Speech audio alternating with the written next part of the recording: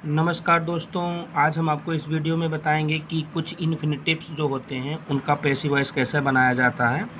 Video यदि आप ध्यान से देखते हैं तो जो भी आप पैसिव वॉइस बनाने की नियम है उसको बहुत अच्छी तरीक़े से जान जाएंगे कि इन्फिनिटिव्स का पैसिव वॉइस कैसे बनाते हैं।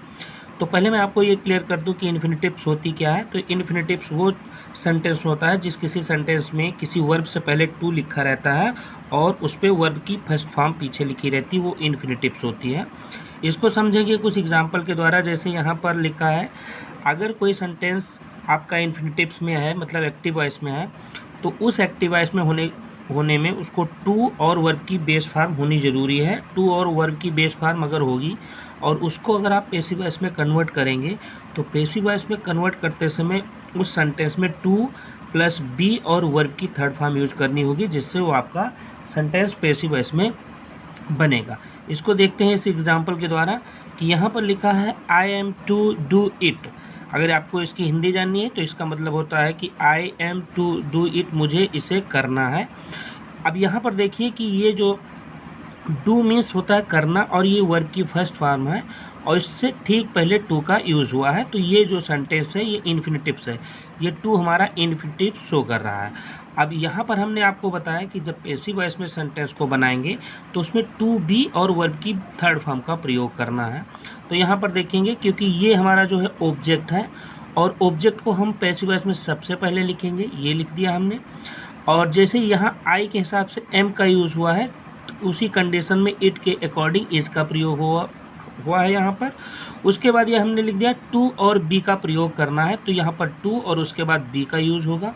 उसके बाद वर्ब की थर्ड फॉर्म होगी, तो यहाँ पे डू का थर्ड फॉर्म डन होता है और ये जो हमारा सब्जेक्ट है ये पीछे जाकर मी का रूप लेगा और उससे पहले बाई का प्रयोग होगा, ये हो जाएगा। दूसरा एग्जाम्पल आप यहाँ पर देख सकते हैं, you are to write it in ink, मतलब इसे आपको स्याही से लिखनी है। इसकी हिंदी होगी तुम्हें इसे स्याही से लिखनी होगी।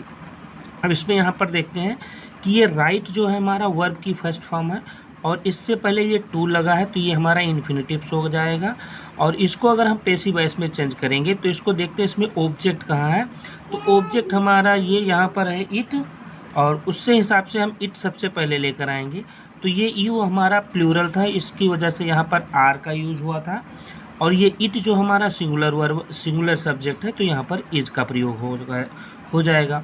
उसके बाद यहाँ पर हमने बताया टू बी और वर्ब की थर्ड फॉर्म यूज होगी, तो यहाँ पर टू लिखेंगे और उसके बाद बी लिखेंगे और उसके बाद राइट की थर्ड फॉर्म रिटर्न हो जाएगी और उसके बाद इन इंक लिख दिया जाएगा। जो अन्य शब्द होंगे उनका प्रयोग हो जाएगा यहाँ पर। लेकिन इसमें कुछ कंडीशन भी है, उस कंडीशन को मैं आपको क्लियर करा दूँ यहाँ पर। अब यहाँ पर देखिए कुछ कंडीशन और इसमें काम करेगी। जैसे यहाँ पर मैं आपको बता दूं कि जैसे मैंने आपको बताया कि कोई वर्ब से पहले अगर टू लिखा है तो अगर आप उसका पैसिव वॉइस बनाएंगे तो टू बी का प्रयोग और वर्ब की थर्ड फॉर्म का प्रयोग करेंगे।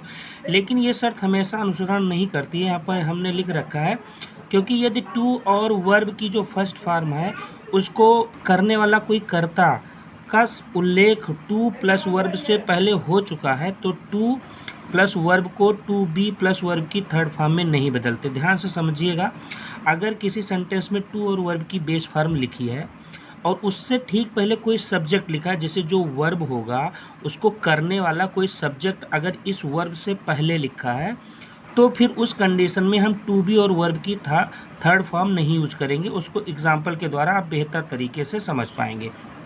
यहाँ पर देखिएगा कि the teacher gave me a book to read.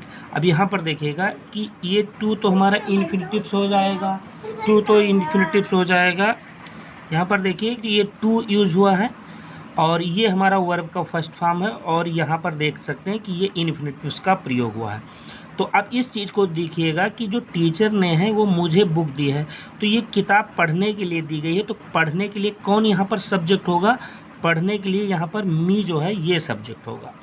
तो इसी चीज़ को हमने बताया है यहाँ पर कि अगर टू प्लस वर्ब की जो फर्स्ट फॉर्म है उससे ठीक पहले उसको करने वाला कर्ता अगर लिखा है तो हम टू बी वर्ब की थर्ड फॉर्म में नहीं बदलेंगे। उसके लिए कुछ अदर कंडीशन है, वो आप देखेंगे, मतलब उसमें हम टू का प्रयोग नहीं करेंगे। देखिए यहाँ पर, तो यहाँ पर आपने देखा कि रीड से पहले टू का यूज़ हुआ है, मतलब सेंटेंस जो है इन्फिनिटिव्स का है। और जो किताब मिली है वो पढ़ने के लिए मुझे मिली है, मी यूज़ होगा। और इस कंडीशन में यहाँ पर टू का प्रयोग नहीं होगा। देखते हैं पहली कंडीशन इसकी। तो ये ऑब्जेक्ट है, चूँकि ये एक ऑब्जेक्ट है और ऑब्जेक्ट फिलहाल इसमें दो दो चीज़ें हैं, ए बुक और मी, दो दो चीज़ें ऑब्जेक्ट हैं। तो अगर यहाँ पर मी को, अगर ऑब्जेक्ट को हम यहाँ पर ले जाएंगे तो सब्जेक्टिव केस आपका आई हो जाएगा। तो ये हो जाएगा आई वॉज, और वर्ब की थर्ड फॉर्म यूज की जाएगी गिवन, और उसके बाद ए बुक।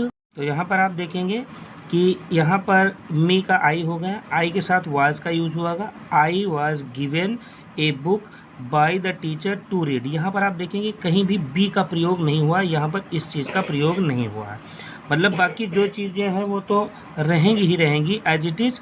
देखेंगे कि यहाँ पर बी का प्रयोग बताया गया था, लेकिन इस सेंटेंस को जब क्लियर करेंगे, I was given a book by the teacher to read, इसको एज इट इज़ उतार देंगे, इससे पहले बी का प्रयोग नहीं करेंगे। इसमें नीचे एक चीज़ें और हमने लिख रखी है, इस चूँकि इसमें दो ऑब्जेक्ट हैं, एक ऑब्जेक्ट ए बुक है और दूसरी है मी, तो ये दो कंडीशन में बनती है। देखेंगे यहाँ पर कि पहला सब्जेक्ट हमारा ऑब्जेक्ट ये था मी जो कि एक हमारा लिविंग ऑब्जेक्ट है, और ये है हमारा नॉन लिविंग ऑब्जेक्ट। तो अगर लिविंग ऑब्जेक्ट लेकर आएंगे तो हम इन्हें नॉन लिविंग यहाँ पर उतारा। अगर हम पहले नॉन लिविंग आगे लेकर आते हैं ए बुक, उसके बाद वाज लिखेंगे, गिवन लिखेंगे, और उसके बाद टू मी का प्रयोग करेंगे। अब ये वाला टू इसलिए यूज होता है कि अगर कोई नॉन लिविंग ऑब्जेक्ट सबसे स्टार्टिंग में लिखी जाती है और उसके बाद कोई लिविंग ऑब्जेक्ट पीछे आती है, तो उस लिविंग ऑब्जेक्ट के ठीक पहले टू का प्रयोग होता है पैसिव वॉइस बनाते समय। उसके बाद by the teacher to read as it is उतर जाएगा, यहाँ पर बी का प्रयोग नहीं होगा, और इस प्रकार हमारा सेंटेंस क्लियर हो जाएगा। आशा करता हूँ वीडियो आपको अच्छा लगा होगा।